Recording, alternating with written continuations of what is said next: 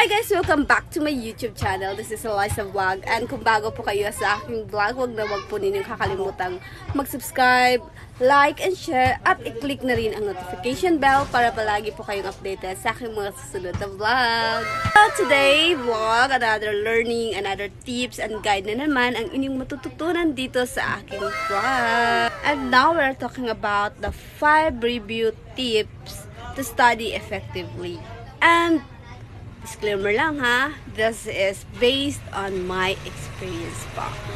So anyway, I'm a self-review and I want to share with you kung ano ba yung mga ginawa ko, paano ko naipasa yung board exam ko. First is organize your study materials. So, kapag isa ka sa mga nagre-review o magre-review pa lang, dapat alam mo kung ano yung pag-aaralan mo. Ano yung mga materials or study materials na dapat na gagamitin mo during sa pag-review mo. I-organize mo siya and is-schedule. So, ito yung sinasabi ko.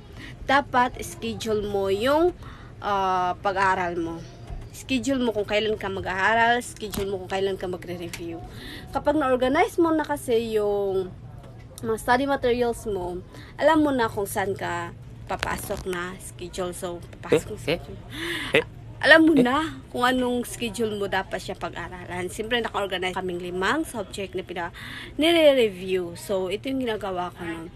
First is, ina-organize ko yung 5 na yun. Inaalam ko kung ano yung 5 na yun na subject na dapat kong pag-aralan.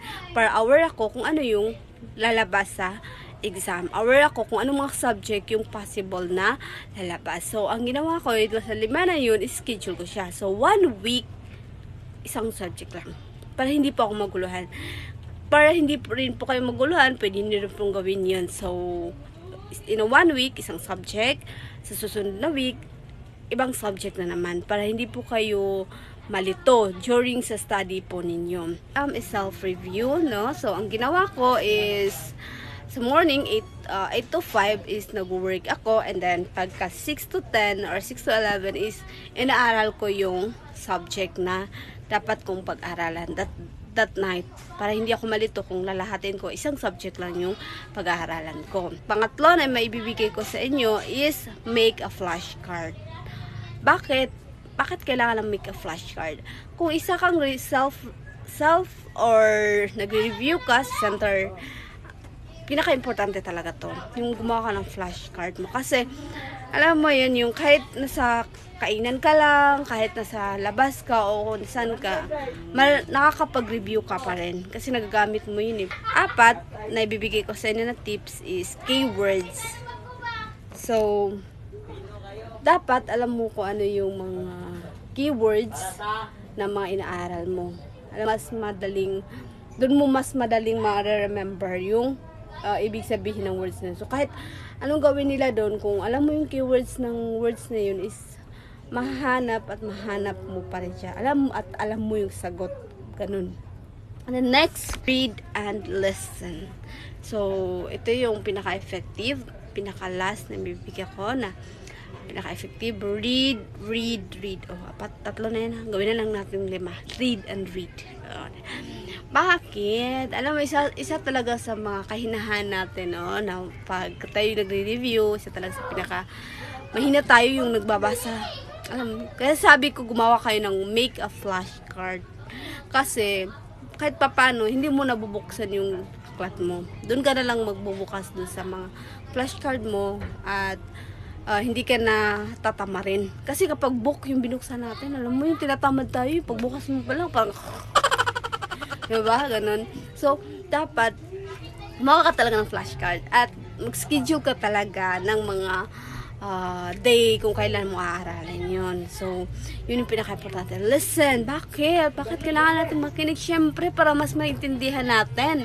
Kung self-review ka, di makinig ka sa YouTube, sa kung saan pa. Manghingi ka sa mga kakilala mo, nag-review na may mga record, and pakinggan mo. Makinig ka, wag kang matulog during sa kikinig ka. Kaya nga dapat may schedule ka kasi yun yung time na alive ka. So, huwag kang mag-schedule sa sarili mo na yung parang antok ka na.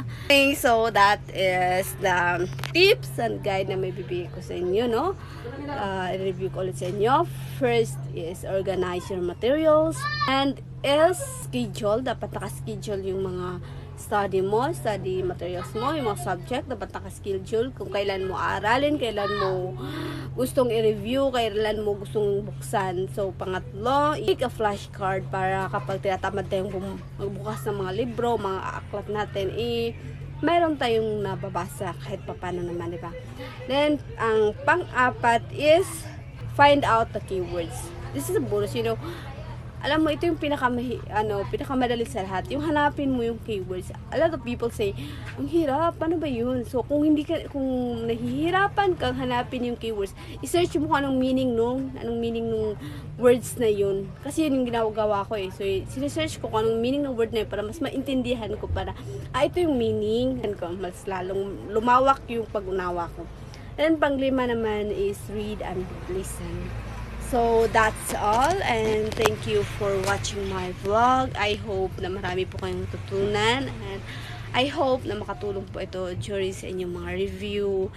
And sana po pumasa kayo. And always think positive and pray po kay God. Kasi pa akong ibibigay sa inyo ng mga tips based on my experience kung paano ko naipasa ang board exam.